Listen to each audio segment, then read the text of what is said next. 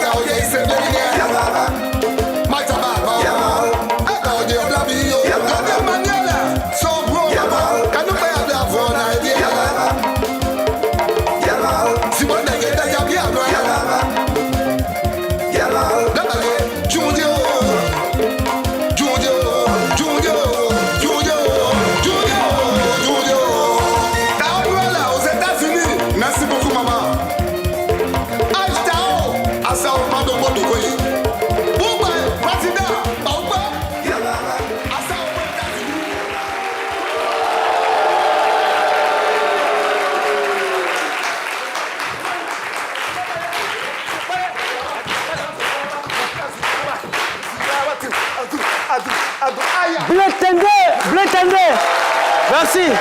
Ben écoutez, notre début de mot du jour, c'est avec Blé Tendé du Grand Ouest de la Côte d'Ivoire. Blé Tendé, vous êtes artiste guéré. Aseo. Non, micro soigné. Il s'appelle Blé Tendé, il faut le voir sur le. Quelle énergie. Et puis, Blé Tendé, ça va? Très bien. Le titre de la chanson, c'est Dibagbo. Ah, Tibagbo? Oui. Tibagbo, c'est un oiseau. Tibagbo, c'est un oiseau. Et cet oiseau, il pense que le fait qu'il passe à bain pour piquer l'arbre, il va tomber là. Mais l'arbre est toujours dur. L'arbre est toujours dur. Toujours dur. Et vous êtes là, vous vous imposez. Fais serment, vous êtes là, tranquille. Ouais. Voilà. Et votre actualité à ce moment, c'est quoi? Bon, toujours ce que je demande. Oui. Mon savoir-faire. C'est ça. Et j'ai un objectif bien précis. Donc, c'est mon travail. Ouais. Voilà. Et vous faites du tradi moderne, guéré. Et quels sont les thèmes que vous abordez généralement dans vos chansons? Bon, les thèmes, d'abord, la société. Oui. La société. La société, elle fait quoi? La société, ça pour dire, voilà, l'homme. Toi qui es là, toi tu animes. Tu fais ton travail. Mais pourquoi il est là, c'est toujours... Mais c'est pas que tu fais ton travail que les gens administrent. Et je suis là depuis 2014. Voilà, c'est pour ça que je fais mon travail. Merci beaucoup, Blé Tendé, pour votre participation dans cette émission. Vous êtes à ce midi. Et je voudrais ici, en ce moment précis, passer l'antenne à Eva Mani, que vous devez voir sonner très très fort. Et à tout de suite. Merci, Dr Philo. Bonjour à vous, bonjour à tous. Merci de nous rejoindre sur RTI1. J'espère que vous avez passé un agréable week-end. En tout cas, nous, c'est avec joie qu'on vous retrouve en ce lundi 7 avril pour parler de médecine. Parce que oui, aujourd'hui, c'est la journée mondiale de la médecine, avec pour thème une bonne santé à la naissance pour un avenir plein d'espoir. Et aujourd'hui, pour cette émission, nous avons décidé de faire un parallèle entre la médecine dite moderne et la médecine dite traditionnelle. Sont-elles rivales? Sont-elles alliées? Et surtout, à l'aune de cette thématique de santé maternelle et infantile, on apprendra beaucoup de choses. Bonjour, Moya Kwakoukan, comment vous allez? Bonjour Eva, c'est une très belle journée, j'ai passé un super bon week-end. Aujourd'hui, je suis habillée toute de citron parce que la santé, ça passe par ce qu'on mange. C'est très important de bien manger et c'est très important aussi d'avoir des techniques agricoles qui sont pour le bien-être de tous et qui n'ont pas d'additifs. Exactement.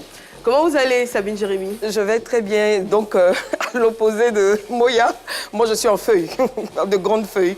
Je suis vêtue de bleu pour dire que la santé, c'est le bien-être. La santé doit primer sur tout. Très bien. Alors, il nous a fait l'honneur de commencer cette émission, de l'introduire. C'est avec beaucoup de joie qu'on retrouve Dr Philo pour le fil d'actu.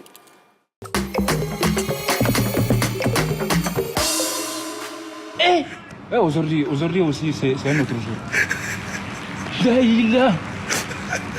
Aujourd'hui, journée mondiale de la santé. Je souhaite à tous et à toutes une très bonne santé. Moi, en tout cas, je fais du sport. Ce que vous voyez là, c'est les pectoraux. Voilà, donc je fais du sport. Il faut faire autant de sport comme moi. On commence l'actualité par le week-end qui était chaud bouillant du côté de la route de l'aéroport. Vous l'avez constaté, embouteillage, monstruosité. Les uns et les autres marchaient sur d'autres personnes. Mais cela est dû aux travaux de l'échangeur de notre Aquaba national. Et donc, vous avez vu vraiment ceux qui passaient dans 4x4 pour aller à l'aéroport, pour ne pas rater les vols. Quand ils font un gyrophare, oui, tous ceux-là, ils ont marché ce week-end-là. Ils ont marché jusqu'à l'aéroport. Alors, ce qui a retenu notre attention, nous, la rédaction du fil d'actu, alors, il y a un internaute du côté d'Abobo qui a écrit ceci. Il dit, mais pourquoi ne pas construire un aéroport à Bobo?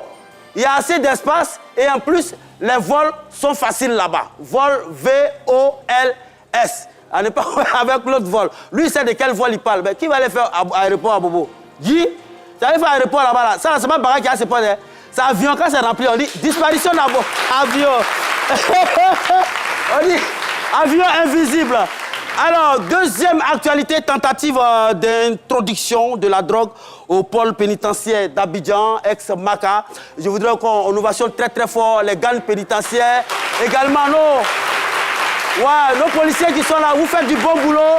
Et vous avez vu, alors c'est des passeuses de ces stupéfiants-là qui ont été interpellés. Et donc par nos gardes pénitentiaires très très vigilants. Et donc je vous explique, au fait, comme elles apportaient, il faut comme si elles vont apporter de la nourriture aux prisonniers. Elles ont mis ces stupéfiants-là dans Baouin. Bon, si Blé Tendé là, il a dit pourquoi ils ont choisi Baouin. En tout cas, c'est dans Baouin, tu vois les gros morceaux bien emballés, content pas que c'est viande. C'est pas viande, c'est des produits vraiment interdits. Et donc les gardes pénitentiaires ont mis, je ne sais pas comment ils se sont arrangés. Franchement, c'est pourquoi il faut les saluer. Et ces jeunes filles-là ont été arrêtées sur place. Et en même temps, elles facilitent la chose au niveau de la justice. Parce qu'habituellement, on te juge, et puis tu viens au PPA. Mais là, elles-mêmes, on les a pris sur place là. Pourquoi aller à la justice? On les a assis en même temps dedans là-bas. Et félicitations. Elle donne raison à Isaïe Biton Koulibaly qui lui disait ah les femmes. Sport, football, CAN U17 au Maroc. Les éléphantos affrontent ce soir les aiglons du Mali. En tout cas, on se pose la question, est-ce qu'il y a un autre baptême ce soir encore? Est-ce qu'on va baptiser l'entraîneur des U17 du Mali? En tout cas, c'est à partir de 16h TU. Alors, on rappelle que les éléphantaux avaient battu à l'heure de leur premier match l'équipe de la Centrafrique 6-1. Mais comme éléphant, il n'y a pas son petit. Normalement, s'ils battaient l'équipe de l'Angola, même 1-0, ils étaient qualifiés pour le mondial. Mais ils sont allés faire 0-0. Éléphant, il n'y a pas son petit. Mais toujours est-il qu'on est avec eux. Et ce soir, à partir de 16h, soutenons tous nos éléphantaux pour la victoire finale. On termine ce fil d'actu par une note très triste. Donc, on l'a su, la disparition de Amadou Bakayogo. Alors, un dernier hommage lui a été rendu. On l'a vu, c'est le duo Amadou et Mariam. Donc, hier, il a été conduit à sa dernière demeure à Bamako. Il était âgé de 70 ans. Il a été accompagné par plusieurs personnalités. Nous profitons pour présenter nos condoléances à la famille. Merci et à demain pour notre fil d'actu. Merci, Dr Philo. Alors, je vous l'ai dit, aujourd'hui, 7 avril est célébrée la Journée mondiale de la santé, avec pour thème une bonne santé à la naissance pour un avenir plein d'espoir. Et aujourd'hui, nous avons décidé d'inviter sur ce plateau Dr Kinimo Yao. Il est psychologue et spécialiste en phytothérapie. Il est le président du syndicat national des praticiens de la médecine et de la pharmacie traditionnelle en Côte d'Ivoire. On l'accueille sur le plateau de TV.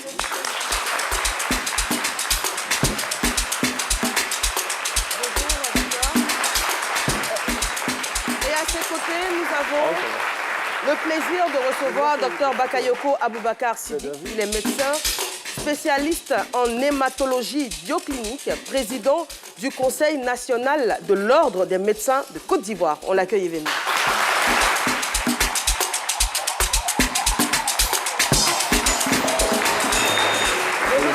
Bonjour docteur, soyez les bienvenus, installez-vous. On vous accompagne avec l'histoire du jour. Elle est rédigée et rendue par Adji Raymond. Ce lundi 7 avril, comme chaque année à la même date, le monde célèbre la Journée mondiale de la médecine. Une commémoration qui prend un sens particulier dans un contexte comme celui de la Côte d'Ivoire, où médecine moderne et médecine traditionnelle se côtoient dans un environnement assez concurrentiel. Bien que seulement 5,9% des naturothérapeutes soient reconnus en tant que praticiens de la médecine traditionnelle par le gouvernement, au moins 80% de la population a recours à cette forme de médecine généralement jugée moins coûteuse. Médecine moderne et traditionnelle, rivale ou alliée, on en parle tout de suite en ce midi avec Eva Amani et sa team de chroniqueurs du lundi.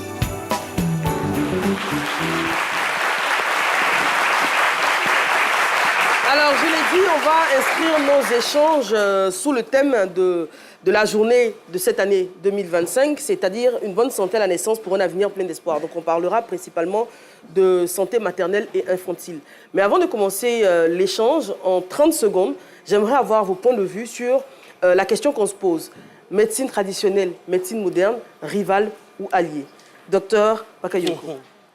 En 30 secondes, avant de rentrer dans le vif du sujet. Merci, Eva. Je voudrais saluer donc l'assistance et tous les téléspectateurs. Je pense que la médecine moderne et la médecine traditionnelle ne peuvent pas être des rivales, c'est juste forcément des médecines complémentaires. Très bien. Docteur Kinimo Yao, la question est la même pour vous. En 2 mots, rival ou allié? Merci de me donner la parole. En fait, concernant la médecine moderne et la médecine traditionnelle, c'est vrai, c'est 2 approches de base qui, dans l'esprit, diffèrent, mais nous concourons vers le même but. Donc, nous ne sommes pas rivales. D'accord. Donc, le but, bien évidemment, c'est la santé des populations. Aujourd'hui, en Côte d'Ivoire, les populations ont autant recours à la médecine traditionnelle qu'à la médecine dite, à la médecine dite traditionnelle et de médecine moderne. Parce qu'en fonction de la zone géographique, que ce soit dans les zones rurales ou dans les zones urbaines, les habitudes ne sont pas forcément les mêmes. C'est bien ça. Docteur Bakayoko. Oui, en fait, il y a aussi la culture, il y a la tradition, il y a les orientations depuis que vous êtes vu que vous êtes dans une zone rurale ou vous êtes dans une zone urbaine, les habitudes font que vous allez vous orienter un peu plus vers la médecine traditionnelle parce que c'est l'habitude au niveau rural. Vous allez vous orienter vers la médecine urbaine et moderne quand vous êtes dans une zone urbaine. Mais aujourd'hui, l'évolution et les politiques mises en place font que la collaboration entre la médecine traditionnelle et la médecine moderne se fait de façon plus dynamique. Aujourd'hui, il y a une direction de la médecine traditionnelle au sein du ministère de la Santé, en charge de la santé. Il y a également un programme qui régit la médecine traditionnelle. Il y a même un code de déontologie sur la médecine traditionnelle, ce qui rejoint donc les dispositifs légaux au niveau de la médecine moderne. Vous savez que dans la médecine moderne, il y a un ordre des médecins, il y a un code de déontologie. Donc, ça va dans le sens de réglementer et de réguler un peu l'exercice de la médecine, tant au niveau moderne qu'au niveau traditionnel. Maintenant, après, les habitudes des citoyens demandent aussi, et justement, cette journée vient pour aider à renseigner, à informer et à cultiver les populations vers les bonnes pratiques. Exactement. Il est bon d'aller voir un médecin dit traditionnel ou un tradithérapeute, mais en même temps, il est bon de vérifier les diagnostics, il est bon de vérifier les traitements et les résultats qui sont atteints par cette médecine-là. Alors justement, là, je vais m'adresser au docteur Kinemo Yao, qui, on le rappelle, est le président du syndicat national des praticiens de la médecine et de la pharmacie traditionnelle en Côte d'Ivoire. On sait tous que la médecine traditionnelle, elle existe, elle a fait ses preuves. Les griefs qui lui sont faits, généralement, c'est des questions de dosage. Et puis, je veux dire que chacun fait une formation auprès d'un maître, à la différence de la médecine moderne, où on va à l'université, on a une science qui est bien établie, des choses qui sont assez cartésiennes. Dans la médecine traditionnelle, chacun se forme auprès d'un maître. En général, c'est comme ça que ça se passe.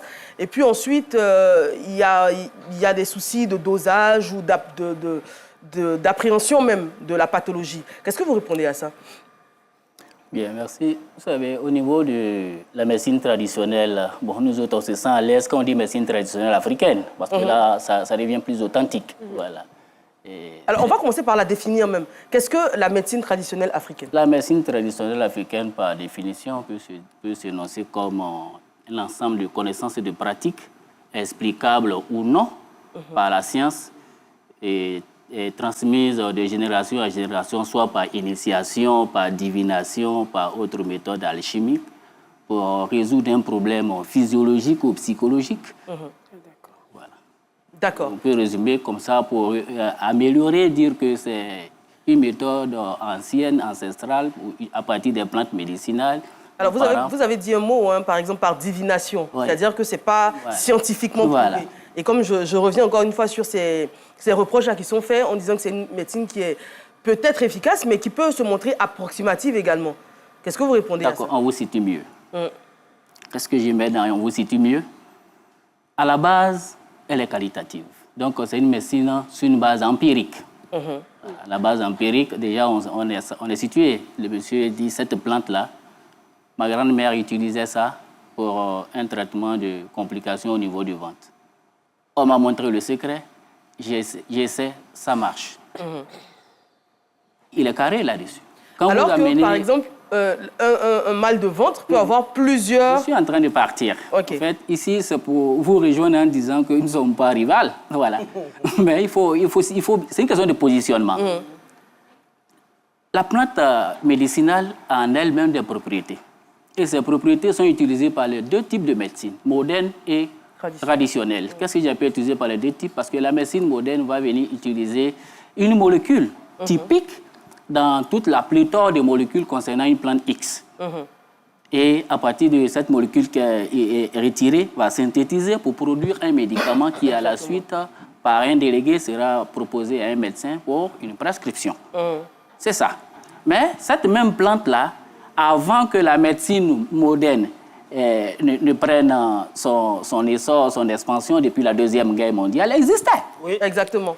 Voilà un peu la nuance que nous... La plante existait. Oui. Nos parents l'ont utilisée. Si on veut prendre un exemple pratique, par exemple la quinine, est faite d'une plante. Donc la médecine moderne va nous proposer des gélules, va nous proposer des sirops, etc.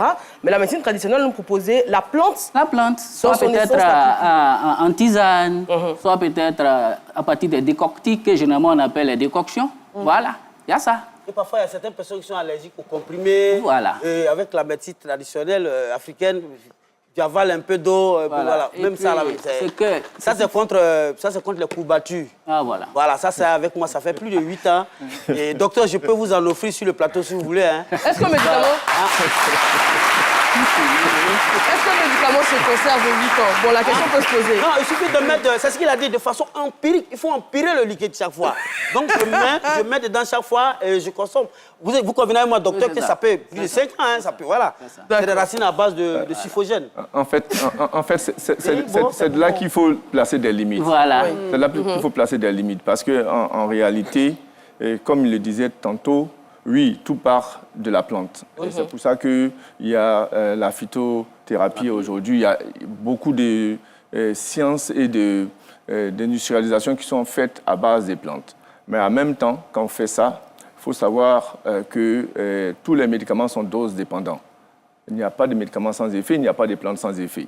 Donc on ne peut pas donner la même chose qu'on a vu On vient de voir Dr Bakayoko, on lui donne quelque chose, on ne sait même pas qu'est-ce qu'il a comme antécédent, qu'est-ce qu'il a comme inconvénient en prenant ce médicament-là. On voit un enfant d'un certain âge, un adulte d'un certain âge, on lui donne les médicaments, on ne sait pas s'il a des problèmes rénaux ou s'il a des problèmes hépatiques. Il faut faire attention. Il y a des limites à placer, il y a une collaboration à faire, mais il y a des limites. Là également, où il y a une limite avec la médecine moderne, c'est lorsqu'on arrive dans la divination.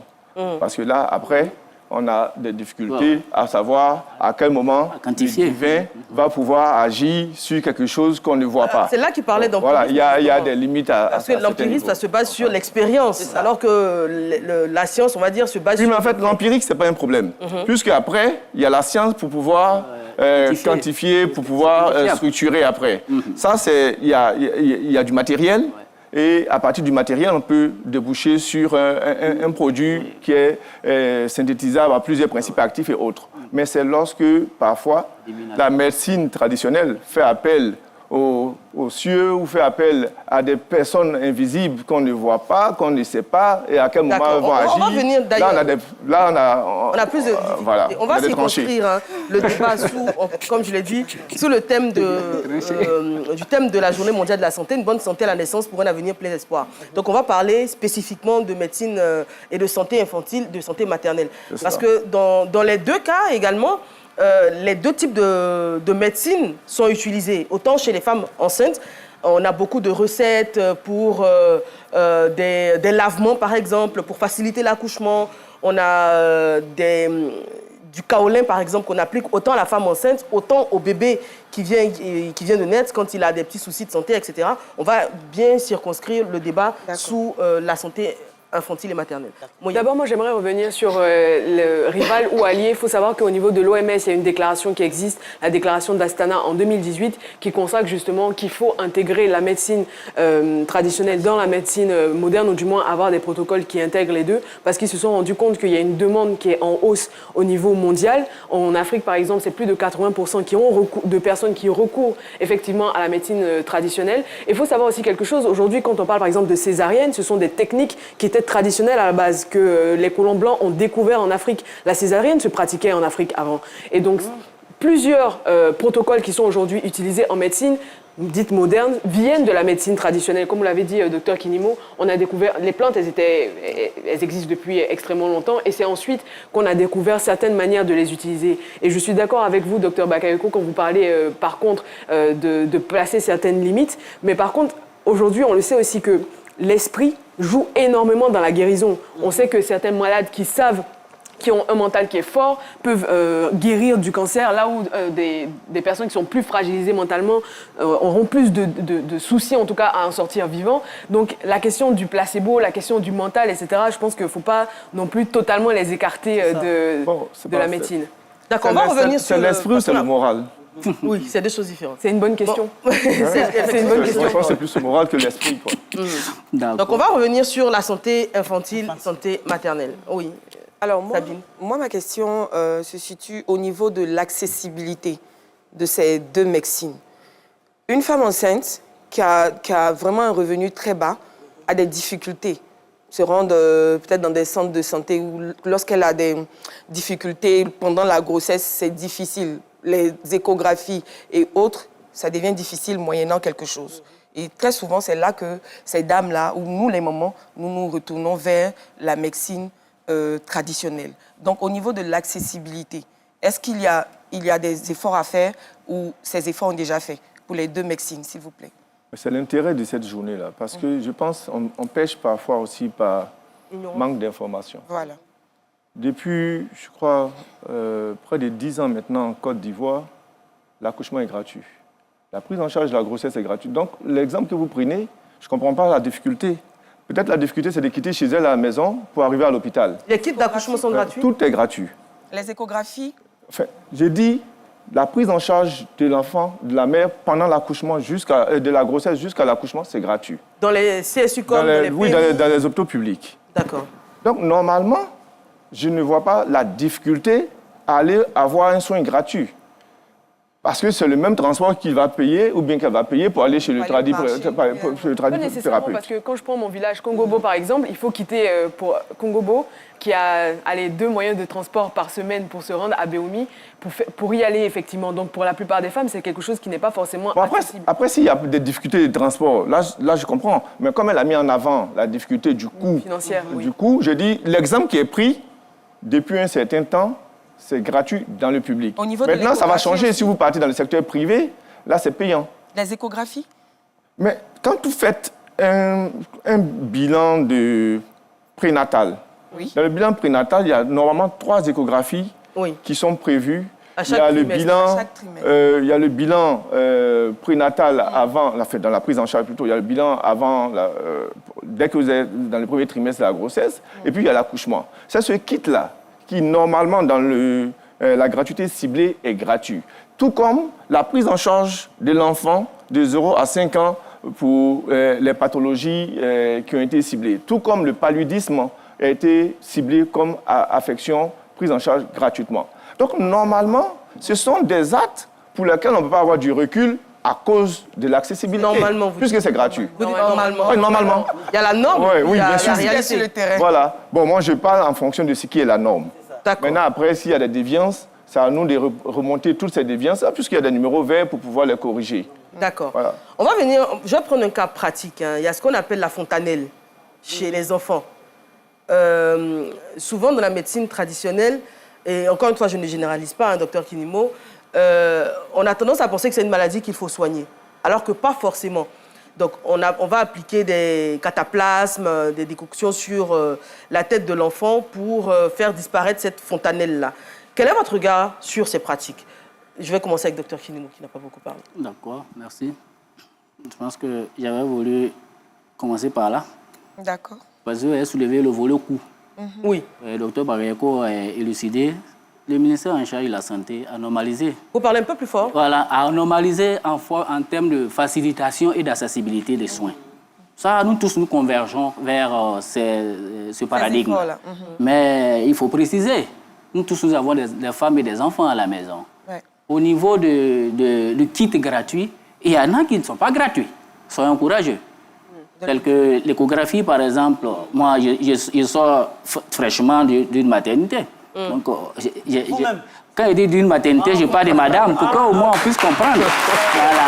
Donc, moi, madame va en consultation prénatale, pas parce qu'on va faire une césarienne. Moi, j'en ai 4, il n'y a pas eu de césarienne.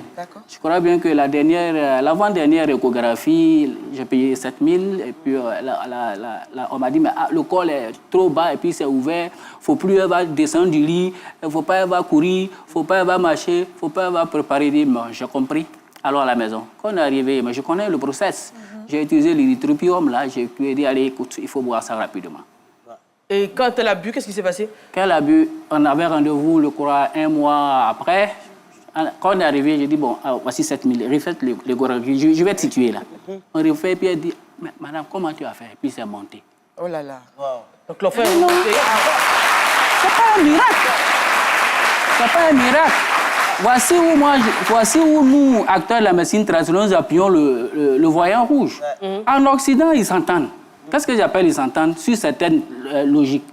Puisqu'il y a l'herboristerie qui aujourd'hui a suivi plusieurs mutations et est devenue pharmacie.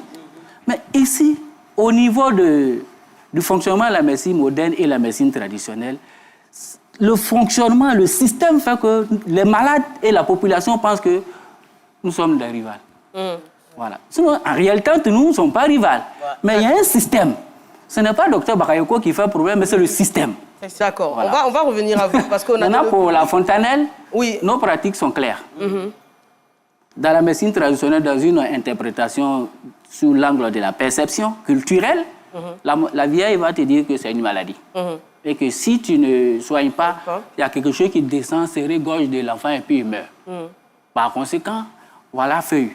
On met ici. Il y en a même qui mélangent avec... kaolin. Voilà.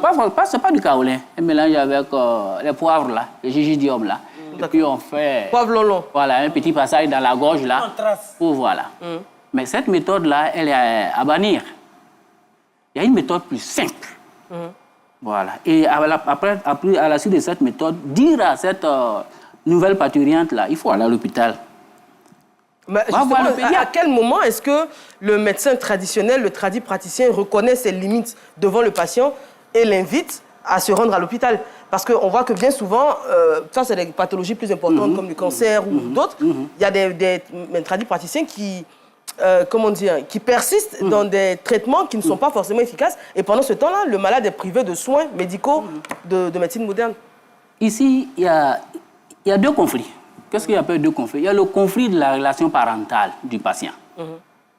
Parce qu'aujourd'hui, en Afrique, le malade, sa maladie ne lui appartient pas à lui seul. Ça appartient aussi à son entourage, à ses parents. Il dit, ton mal, là, où on est parti, c'est pas bon. Le patient, lui aussi, après son diagnostic ou sa consultation en médecine, il a son interprétation, puisqu'il sort d'une réalité sociale et culturelle. Et il arrive qu'en médecine, ce volet-là est écarté. Donc il s'assure et dit, ils ont fait les Blancs, voilà l'interprétation. Les Blancs ont fait pour eux, hein. Mais moi je suis africain, où ça s'en va là? Il faut que je me penche ailleurs. Voilà un peu là où je mets le carrefour. Il faut qu'on aboutisse à une médecine intégrative. Dieu merci, l'OMS, vous l'avez souligné tout à l'heure, par l'insertion du système de la médecine traditionnelle dans le système de santé publique, on peut arriver à là. Voilà. Docteur Bagayoko a parlé de la spiritualité, mais on peut changer. On va y revenir, parce que c'est très passionnant. On va y revenir dans quelques instants, juste après la pub.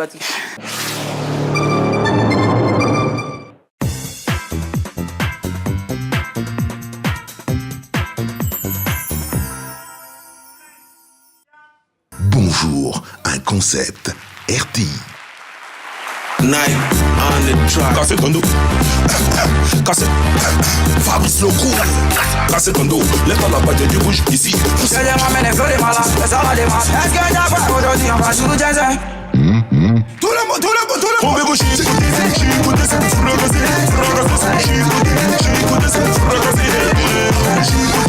On l'a envoyé à l'Itofi.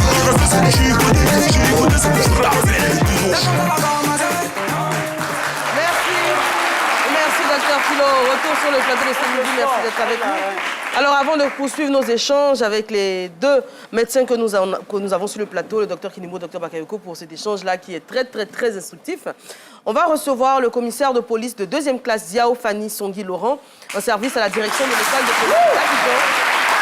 Et l'élève commissaire de police Boabré Zézé Fulgence.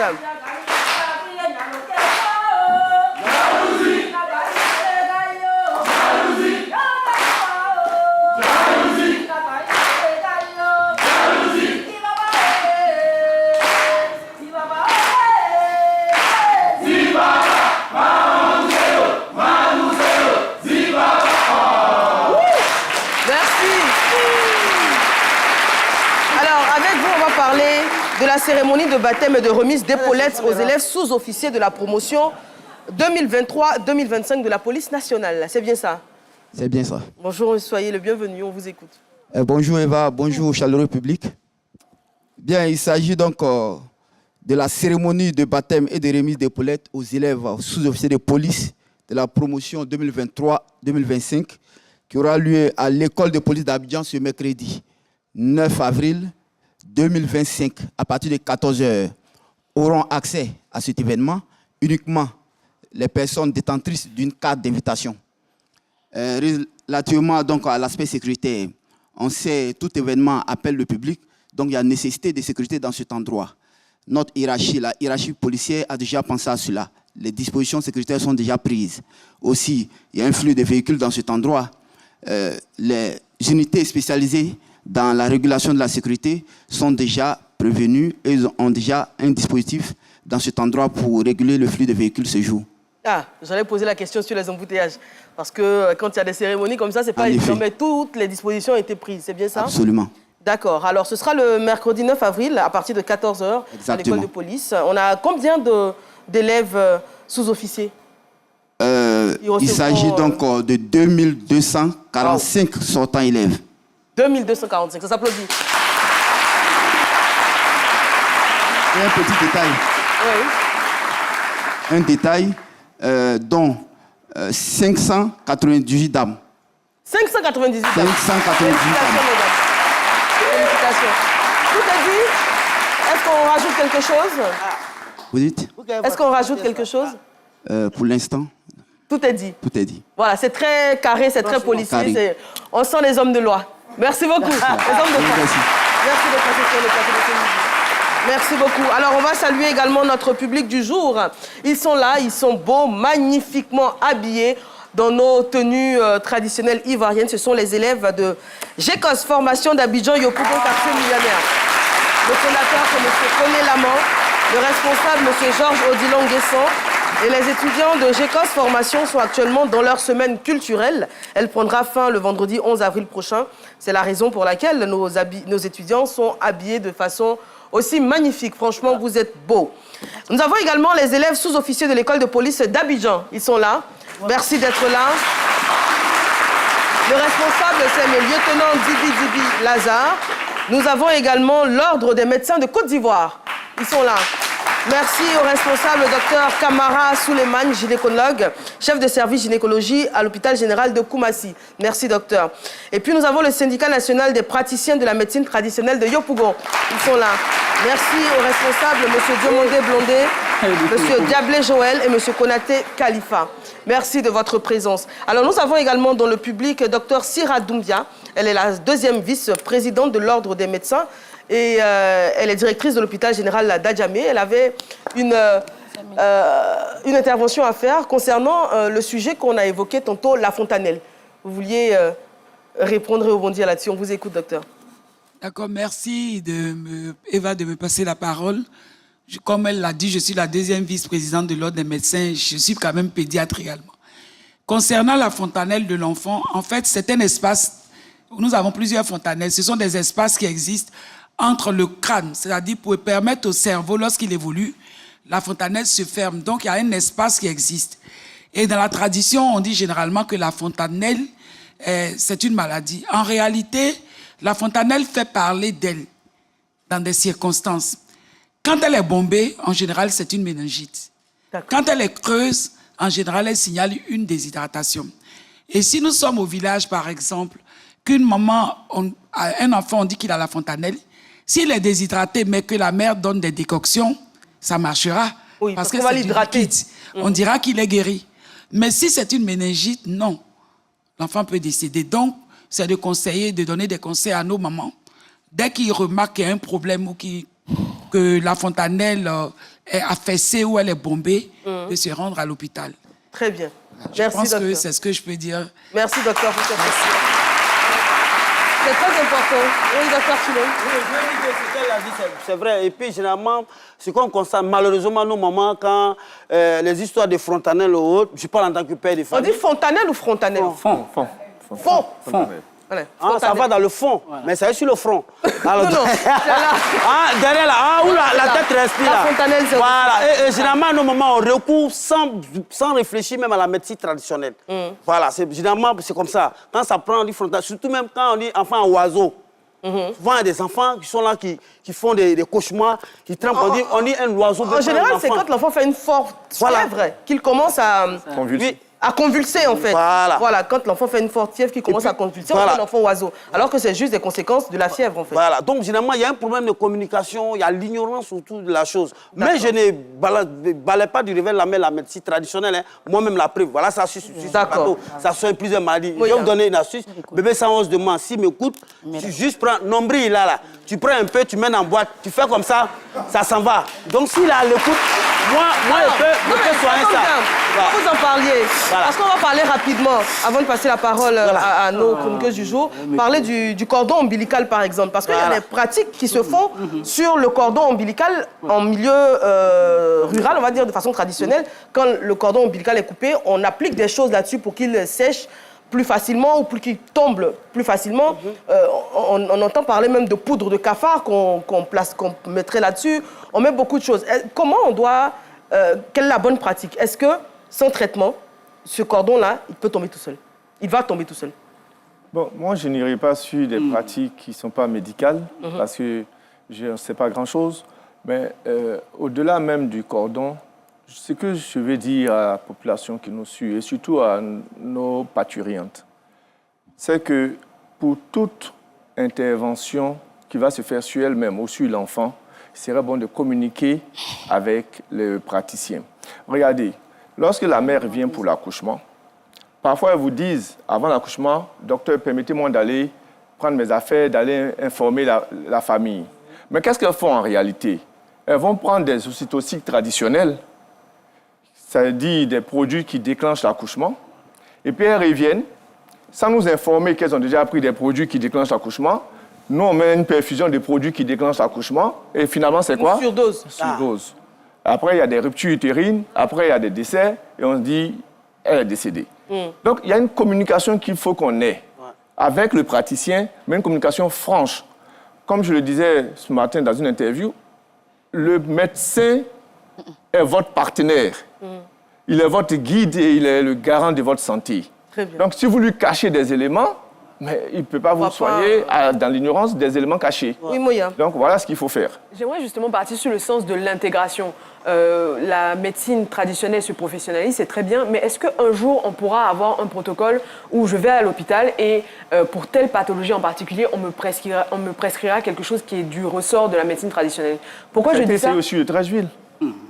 Ça a été aussi au CHU de Trècheville. Il y a un service de médecine traditionnelle qui est instauré. Non, l'un de l'île face là. Il y a également les autres services de la médecine moderne. Donc, sur certains aspects, le praticien se dirige au service de médecine traditionnelle et puis après, on fait des croisements pour voir l'évolution, pour voir les traitements. C'est pour ça que j'ai dit, on n'est pas en rivalité. C'est cette collaboration qu'il faut. Maintenant, après, il faut que cette expérience soit démocratisée à grande échelle, étendue à d'autres structures, à d'autres régions, pour qu'on voit à grande échelle quels sont les résultats et puis qu'est-ce qu'on peut garder comme étant des pratiques à implémenter un peu partout en Côte d'Ivoire. Très bien. On va faire une pause à présent avec notre très chère Jenny Sanfrin qui sait nous apporter de l'humour tous les lundis dans On sait midi.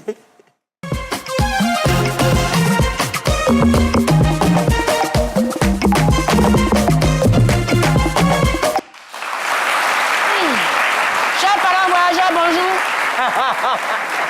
parents voyageurs, bonjour. Bonjour. Vous ne répondez pas bien? Bonjour. Ok, je me prénomme, je suis Bleu Narcisse, enfant de Bleu Gilbert. Voilà. Aujourd'hui, je ne vais pas vous parler de Dieu. Voilà, mais que Dieu nous accompagne dans ce voyage. Voilà, chers parents voyageurs, là, laissez-moi vous présenter mon produit. Ça, on l'appelle... C'est le nom du médicament. Voilà. Ah ouais. C'est une fleur qui pousse au fin fond dans la vallée du Bandama. Voilà, on appelle ça la fleur.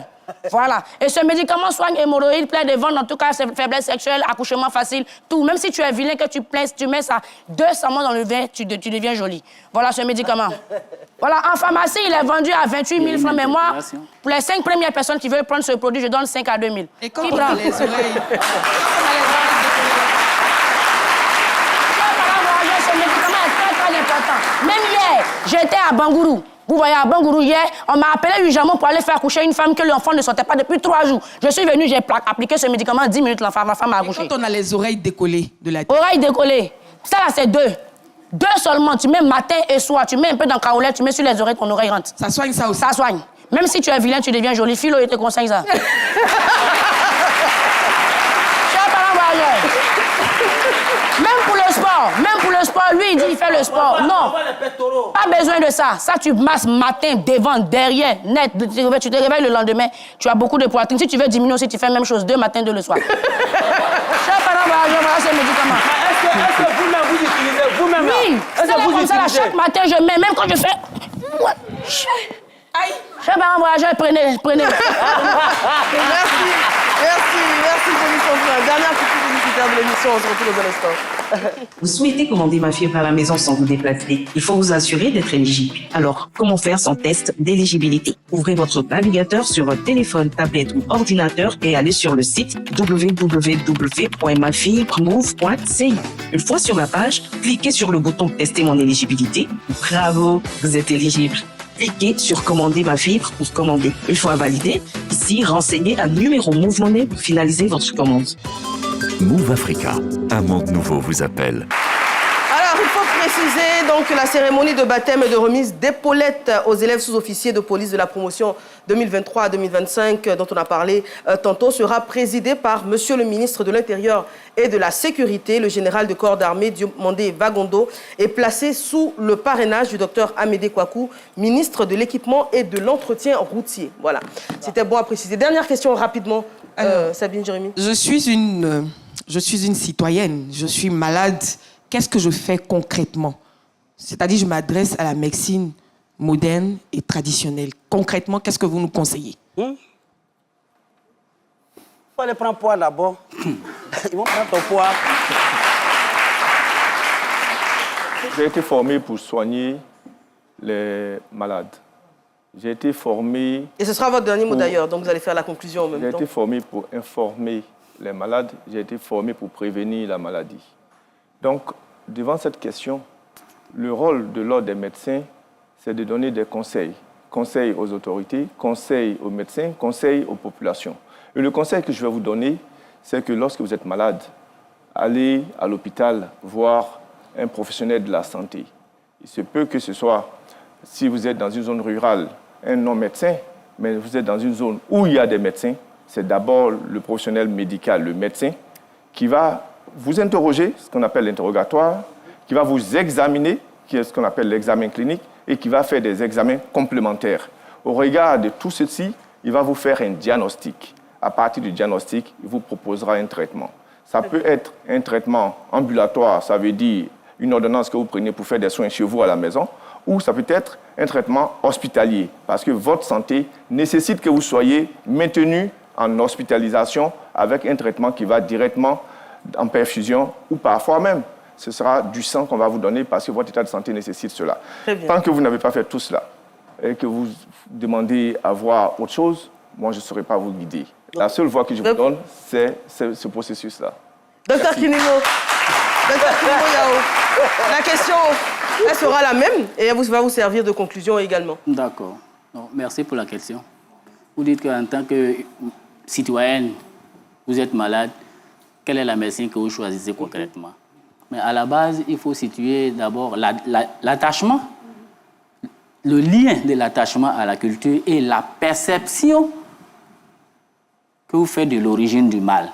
C'est les deux aspects-là qui vont orienter votre itinéraire thérapeutique. Si vous avez un lien fort à la culture, c'est bien évident que vous vous orientez vers la médecine traditionnelle. Si vous avez un lien faible à cette culture, là, on se dit, mais moi, cette affaire de culture-là, je ne suis pas trop ça. Donc, automatiquement, on va vers une médecine moderne. Maintenant, la perception que vous avez de l'origine du mal, la maladie que j'ai là, c'est pas... On a fait là. Souvent, la nuit, tu fais cauchemar sur tes... Il y a tout ça. C'est ce que nous on appelle les représentations. Oui, mais est-ce que la perception a un impact sur la réalité de la maladie? La perception... Je peux percevoir que c'est une maladie mystique, alors que ça n'en est pas une. Mais la perception, là, qui l'a fait? C'est lui-même. C'est le malade. Donc, en faisant cette perception, il y a d'abord ce qu'on appelle une perception personnelle du malade, qui n'est pas la perception sociale. Et cette perception personnelle va l'amener à faire quoi? À prendre une décision personnelle du choix thérapeutique. Mais est-ce qu'elle ne diffère pas de la réalité médicale? C'est pour ça qu'il faut l'objectiver. Voilà. C'est pour ça qu'il faut l'objectiver. Et lorsque vous avez un objectif, vous avez un diagnostic clair. Si même vous n'avez pas de diagnostic, parce que cela peut arriver, vous pouvez avoir... Rapidement, parce qu'on n'a plus que 30 secondes. D'accord, donc je le dis, Dr Barago l'a souligné, mais seulement que c'est vrai.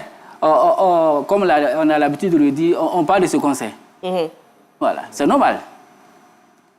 Il est médecin, c'est normal qu'il parle de ce qu'il sait. Voilà. Mais j'avais voulu qu'il ouvre un peu la lucarne, puisqu'on parle de collaboration. C'est ouvert. Oui, exactement. Voilà. Moi, aujourd'hui, je suis en train de faire une recherche scientifique sur l'insertion de la médecine traditionnelle dans le système national de santé publique. Parce que ce qui pose problème en consultation en médecine générale, c'est l'aspect culturel de la maladie. Très bien. Et nous sommes situés en Afrique, la Côte d'Ivoire. Les Européens, ça, c'est la médecine conventionnelle, une médecine occidentale, c'est pour blanc. Mais si blanc, vous voyez ici, c'est bien normalisé, c'est pas, on fait tout examen. Nous tous, on fait examen. Mais quand on finit de faire examen, là, on s'en va se purger. Donc, ça veut dire que... Malheureusement, on n'aura pas le temps de développer plus. Ça a été un bonheur. Hein. J'espère qu'on pourra avoir un autre échange avec vous parce que c'est vraiment passionnant. On apprend beaucoup de choses. Merci, Dr Kidimo Yao. Ouais. Merci beaucoup, Dr Bakayoko. Merci à nos chroniqueurs du jour. Et on vous invite à continuer le débat chez vous. En tout cas, aujourd'hui, c'est la journée mondiale de la santé. Très bonne santé sur RTI. À demain.